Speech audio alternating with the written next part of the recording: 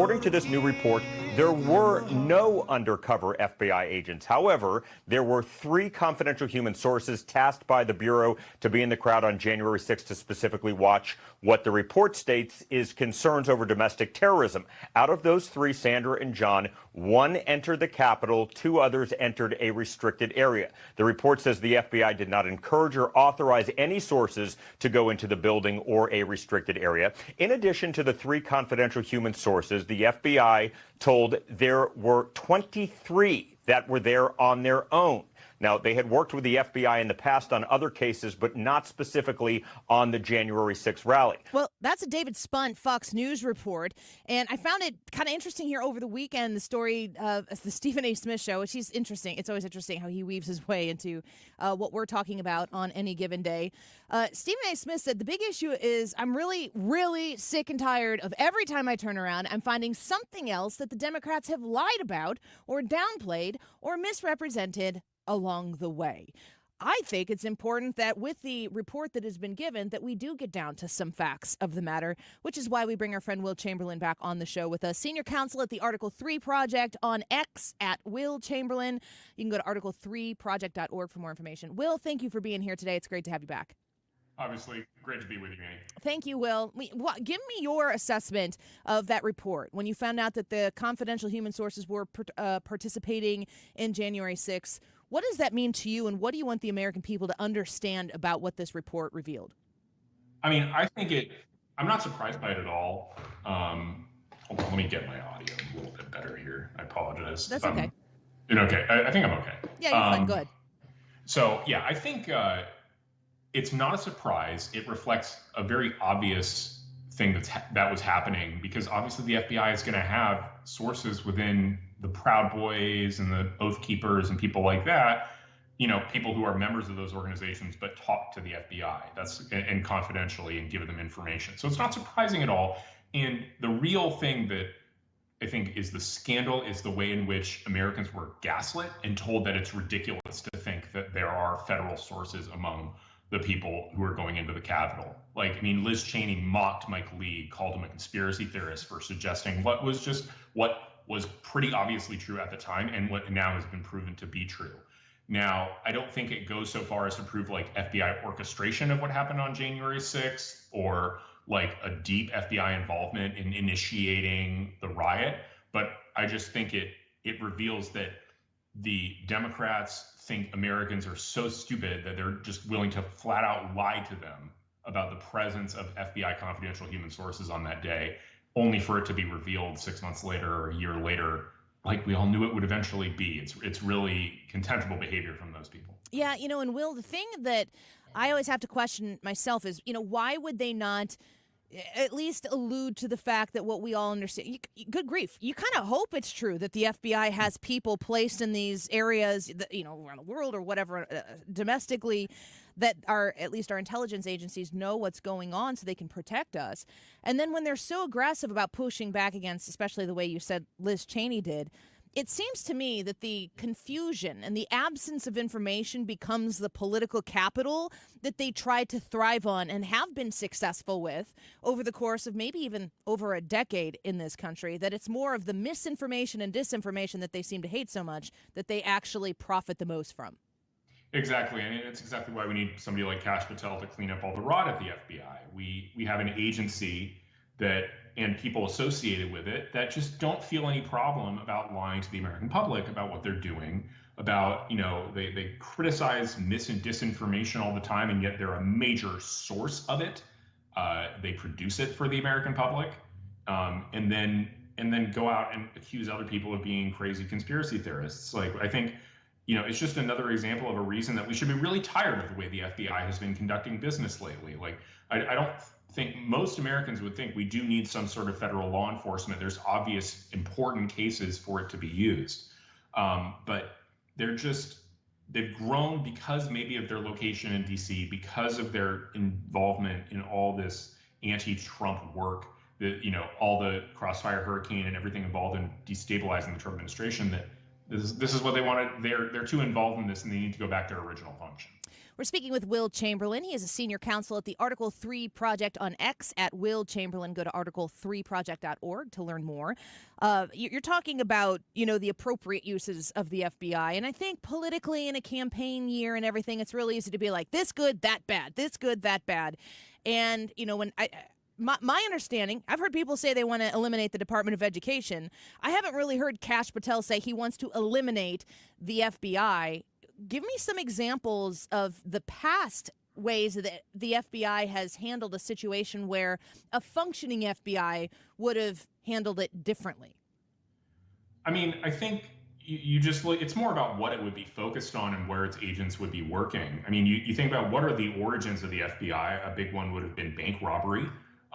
We forget that sort of at the turn of the 20th century and in the 1920s and 1930s, you had lots of problems with bank robbery in Midwestern states, and it was very easy to, rob a bank in one state and quickly cross the border.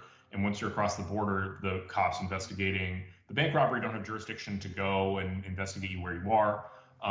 And so interstate crimes that are cross-border, crimes on tribal lands, crimes, having this component where there's obviously a federal role, that's what the FBI should be doing.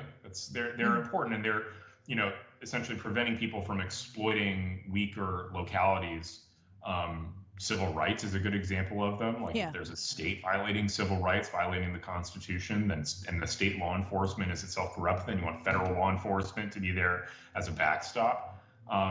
So that's the world in which we want the FBI. But really what they've done is, in addition to this federal law enforcement role, they've taken on, post 9/11, the role of being the domestic counterintelligence organization as well. And that's not normal in most countries. For example, Israel is a good example of this, where Israel has law enforcement and then they have domestic counterintelligence, and they're not the same organization, right? Those are doing two very different functions, and they should be, they don't need to be the same piece. And so it's like, to the extent we need domestic counterintelligence, which we probably need some function of it, but it doesn't need to be tied to federal law enforcement. It can be its own agency, kind of more along the lines of what the NSA is doing. Yeah. And because when you tie it together with all the arresting, like the NSA can't go around and arrest people. That's the reason it's important to keep those things separate.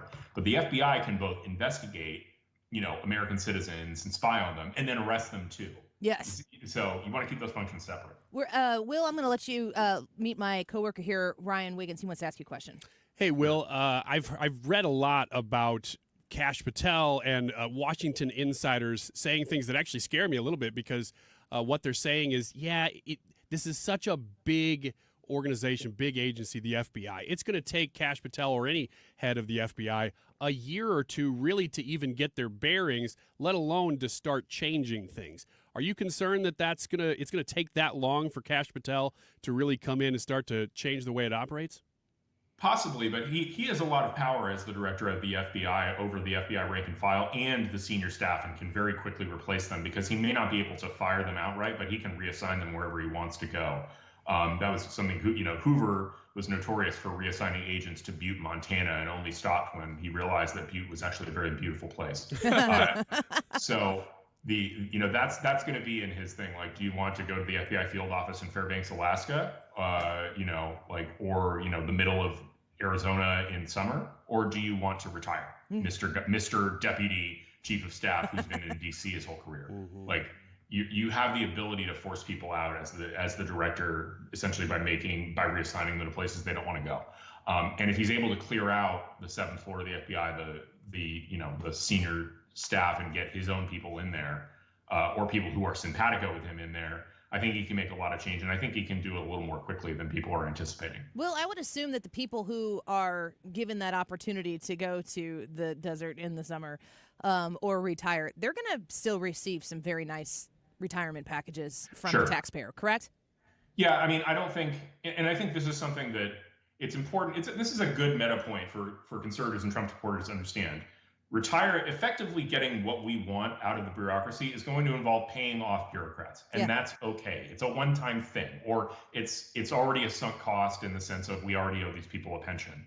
So we shouldn't get too upset about paying these people severance. And in fact, the more comfortable we are with paying more people severance, the more people we can get out of the government, that shouldn't be there, and the more of our people we can get in. So I think that's a good, a mindset of like, we shouldn't be penny pinching here. This is a very good and valuable use of the taxpayers' money, is to get these people out of their positions. Last question before we let you go. We're speaking with Will Chamberlain of the Article 3 Project. I've heard discussion being had right now about a potential law. I don't know if it's through executive order, that the Trump administration could come in and institute some sort of national voter ID law. What are the legal navigations that the administration would need to maneuver in order to make something like that possible?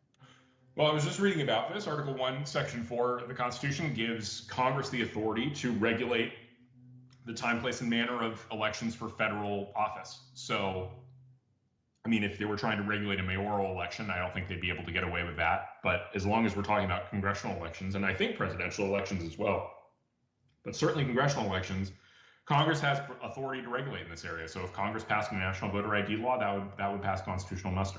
And if something like that would require a majority in the House, a simple majority in the Senate, is that? I mean, it would have, under current Senate rules, it would need to get past a filibuster, because it's not really a financial regulation. Sure. Like, basically, I think the way around the filibuster is reconciliation, which is sort of only usable on budget matters and spending matters. Okay. Well, so you're saying there's a chance. I like to hear I'm saying that. there's a chance. Yeah, sure. Well, thank you for your time today. We're really grateful for it. A lot of really important information, and we appreciate your time. Absolutely. Happy to do it. Yep. Thank you. Take care. Bye-bye. Will Chamberlain of the Article 3 Project, a senior counsel there. You can find him on X at Will Chamberlain. Go tell him hello, and thanks for coming on the Annie Frey Show.